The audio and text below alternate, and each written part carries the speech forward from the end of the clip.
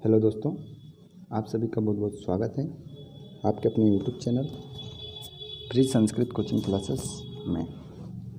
आज हम बात करने वाले हैं पाठ 3 हिंदी एनसीईआरटी की जो बुक है उसके बारे में। क्षितिज बुक का नाम क्या है दोस्तों? क्षितिज।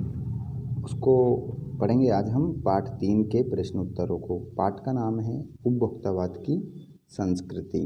ये आपका पाठ का नाम है। इस पाठ को लिखा है श्यामचरण दुबे ने। तो उसके प्रश्न उत्तरों को हम करने वाले हैं। तो आप अपनी बुक को निकालिए, उसमें प्रश्न उत्तरों को आपको मिलाना रहेगा।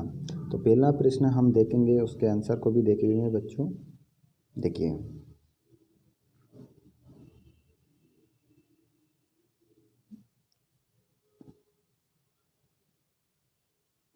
देखिए, पहला प्रश्न, लेखक के अनुसार जीवन में सुख से क्या अभिप्राय है?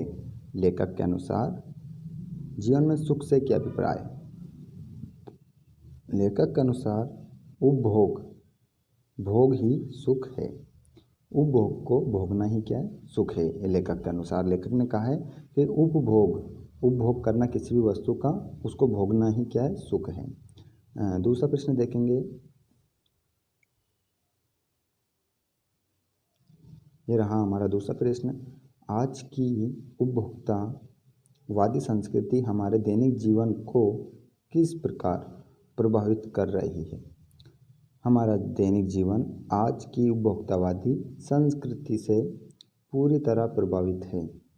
जीवन में नित्य प्रति प्रयोग में लाई जाने वाली वस्तुओं के विज्ञापन निरंतर होते हैं। टूथपेस्ट कितने ही प्रकार के हैं जो अन्य प्रकार के लाभकारी हैं। इसी तरह साबुन, ब्रश, घड़ी, वस्त्र, म्यूजिक सिस्टम, कंप्यूटर आदि आवश्यक अनावश्यक वस्तुएं दैनिक जीवन में जगह बना रही है। प्रचार प्रसार के कारण हम इन वस्तुओं की ओर आकर्षित हो रहे हैं। उपभोक्तावादी विशिष्टता वाला समाज है जिसकी ओर सामान्य वर्ग भी आकर्षित हो रहा है। ये आपका दूसरा क्वेश्चन था, उसका आंसर था। अब बात करेंगे हम प्रश्न नंबर 3 और उसके प्रश्न उत्तर की। प्रश्न हमारा 3 रहेगा, उसका उत्तर हम जानेंगे। लेखक ने उपभोक्ता संस्कृति को हमारे समाज के लिए चुनौती क्यों कहा है? उपभोक्ता संस्कृति के फैलाव का परिणाम हमारे समाज के लिए घातक सिद्ध हो रहा है। विज्ञापनों से चमत्कृत और आकर्षित होकर जिन साधनों और खाद्यों पर हम अपने सीमित संसाधनों का अपव्यय कर रहे हैं वे हितकर नहीं हैं। इस प्रकार की चीज़ों से उच्च वर्ग और सामान्य वर्ग के बीच अलगाव पैदा हो रहा है। सामाजिक संबंध टूट रहे हैं, मर्यादाएं भंग हो रही है, हम स्वार्थी हो रहे हैं। ध्यान से देखने पर पता चलता है कि उपभोक्ता संस्कृति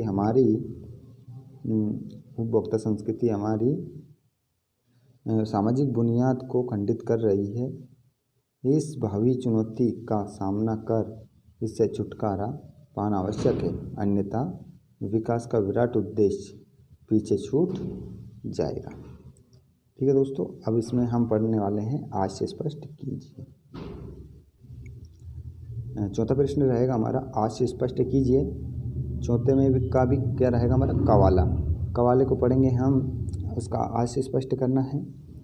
बच्चों, यदि आपको आज का वीडियो अच्छा लग रहा हो तो वीडियो को लाइक कर देना और अपने सभी नए वाले बच्चों को आप शेयर भी कर दें इस वीडियो को।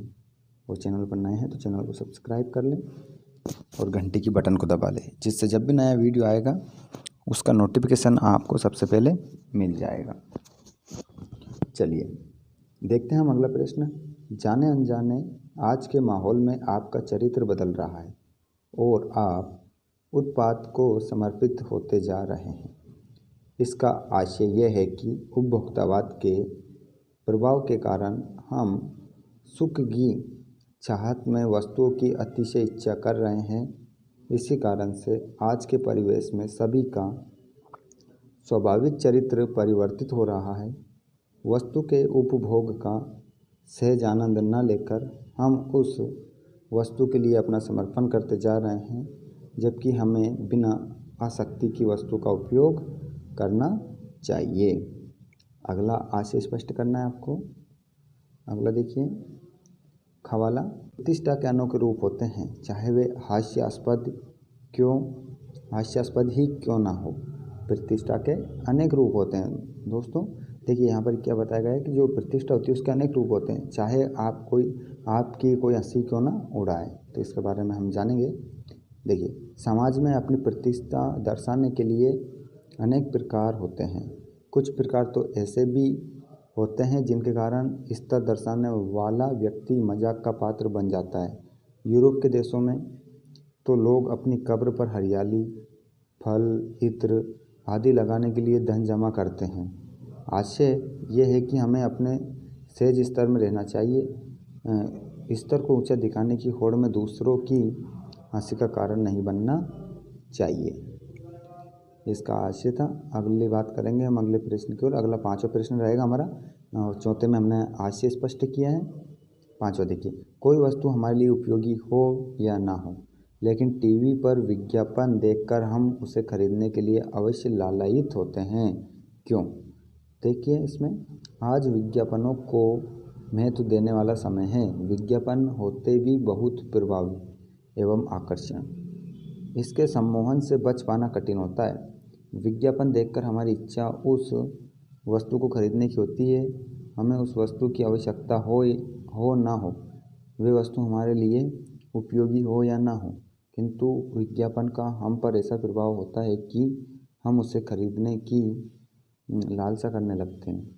इसका कारण विज्ञापनों की कला तथा व्यक्ति की अपने स्तर दिखाने की लालसा है। उपभोक्तावादी प्रकृति की अधिकता के कारण ऐसा होता है।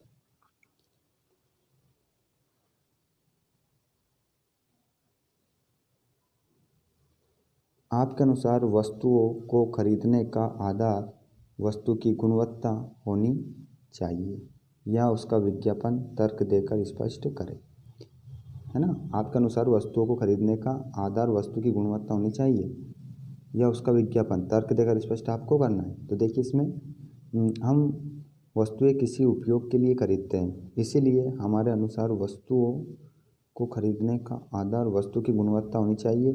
गुण रहित वस्तु खरीदने से क्या लाभ होगा? वे वस्तु किसी काम नहीं आएगी, तो हमारा क्रय मूल्य व्यर्थ जाएगा, हमें उसका कोई लाभ नहीं मिलेगा। इसके विपरीत गुणवत्ता वाली वस्तु हमारे लिए उपयोगी होगी, उससे हमारा हित साधन होगा। विज्ञापन तो झूठे तथा मात्र दिखावे के भी हो सकते हैं, इसीलिए विज्ञापनों के झमेले में न पड़कर वस्तु की गुणवत्ता परखनी चाहिए। चलिए दोस्तों, अगला प्रश्न देखेंगे हम। सातवां प्रश्न है, देखिएगा। पाठ के आधार पर आज के उपभोक्तावादी युग में पनप रही दिखावे की संस्कृति पर विचार कीजिए। तो संस्कृति पर विचार करते हैं। यहाँ पर देखिए दोस्तों, वीडियो जरूर थोड़ा बड़ा हो जाएगा, लेकिन आपके सारे क्वेश्चन हम इसी वीडियो में आपको करा देंगे। देखिए, आज का युग प्रदर्शन का है। यहाँ वहाँ सभी जगह दिखाई पड़ रहा है। स्वयं को उच्च स्तर का दिखाने की होड़ में वास्तविकता लुप्त होती जा रही है। खान पान, रहन सहन, बोलचाल, व्यवहार आदि सभी में दिखावे की संस्कृति हावी है। इस दिखावे की संस्कृति के कारण व्यक्ति, समाज सभी अंदर से खोखले हो रहे हैं। भावात्मक संबंध समाप्त हो रहे हैं। सामाजिक सरोकारों में शिथिलता आ रही है। ये दिखावे की संस्कृति व्यक्ति को स्वार्थी बना रही है। उसके हृदय में दूसरों के प्रति आदर, सम्मान, आत्मीयता के लिए कोई स्थान नहीं है। इसीलिए मेरे विचार से दिखावे की संस्कृति को नहीं अपनाना चाहिए। हमें दोस्तों दिखावे की संस्कृति को नहीं अपनाना है। जो हमें दैनिक जीवन में जिन साधनों की आवश्यकता होती है उनको ही हमें खरीदना चाहिए। चलिए अगला प्रश्न देखते हैं। आज की उपभोक्तावादी संस्कृति हमारे रीति रिवाजों और त्योहारों को किस प्रकार प्रभावित कर रही है? अपने अनुभव के आधार पर एक अनुच्छेद लिखना है। तो अपने अनुभव के आधार पर हम एक अनुच्छेद यहाँ पर लिखते हैं। आज की उपभोक्तावादी संस्कृति का प्रभाव जीवन के हर पक्ष पर पड़ रहा है। प्रचार और प्रसार की अधिकता ने समाज पर गहरी पकड़ बना ली है। इसका प्रभाव हमारे रीति रिवाजों तथा त्योहारों पर स्पष्ट रूप से देखा जा सकता है। भारतीय समाज में जो रीति रिवाज चिरकाल से चले आ रहे थे, उनमें विभिन्न परिवर्तन आ गए। हमारे पारिवारिक संबंधों में बड़े छोटे की स्थिति स्पष्ट थी। छोटे बड़ों का चरण छूकर आदर करते थे, बड़े उन्हें आशीर्वाद देते थे। किंतु आज उपभोक्तावाद की संस्कृति ने इन संबंधों को बदल दिया है। आज हेलो हाय होने लगी है और संबंधों में आत्मीयता का नितांत अभाव दिखाई रहा है। और आगे देखिए, इसमें देखेंगे हम, मर्यादाएं टूट रही है, परोपकार, परहित, सेवाभाव की संस्कृति समाप्त हो रही है, स्वार्थ, स्वहित तथा आत्मकेंद्रियता लगातार बढ़ रही है। जो त्योहार आपसी सौहार्द और प्रेम भाव से मनाए जाते थे, अब उपभोक्ता संस्कृति ने उसमें दिखावा, बनावटीपन घोल दिया है। बोली जो होली है, दीपावली, रक्षाबंधन पर आपस में बधाई तो देते हैं, मिठाई भी बांटते हैं, किंतु स्वाभाविक आत्मीयता, आंतरिक प्रेम भाव में कमी आ गई है। उच्च निम्न, धनी निर्धन, स्तरीय निम्न स्तरीय का अंतर इन त्योहारों में स्पष्ट दिखाई देता है। इस प्रकार उपभोक्ता संस्कृति ने हमारे रीति रिवाजों और त्योहारों को पर्याप्त प्रभावित किया है। चलिए, धीरे धीरे सब कुछ बदल रहा है। ये भाषा अध्ययन है दोस्तों, इनको आपको क्वेश्चन में नहीं करना है ना, ये आपको कुछ नहीं करना है इसमें। यदि आप करना चाहें, देखिए इसमें निरंतर, कल, रात, ये छाँट के लिखना था, तो आप कर लेना ये, ठीक है। तो ये आज का अध्याय था, पार्ट 3, उपभोक्तावाद की संस्कृति, जिसको हमने कंप्लीट कर लिया है दोस्तों। आज का वीडियो आपको कैसा लगा कमेंट करके ज़रूर बताना। वीडियो अच्छा लगा हो तो वीडियो को लाइक कर दें और अपने सभी 9वीं वाले बच्चों को शेयर कर दें, क्योंकि ये आपकी जो बुक है NCERT की जो बुक है, उसी के हमने पार्ट 3 को पढ़ा गया है दोस्तों। पार्ट 1, पार्ट 2 को भी हम पढ़ चुके हैं। यदि आपने उनको नहीं पढ़ा है, हिंदी संस्कृत दोनों की बात कर रहे हैं, तो आप चैनल के प्ले लिस्ट में जाकर पढ़ सकते हैं और उनके प्रश्नोत्तरों को भी याद कर सकते हैं। हिंदी संस्कृत प्ले लिस्ट बनी हुई है, संस्कृत NCERT, हिंदी NCERT, और उसकी प्ले लिस्ट आपको इस वीडियो के डिस्क्रिप्शन में मिल जाएगी और चैनल के प्ले लिस्ट में भी मिलेगी। तो आपकी सुविधा के अनुसार आप देख लेना और क्वेश्चनों को अच्छे से याद कर लेना। मिलते हैं हम अगले वीडियो में। जय हिंद, जय भारत।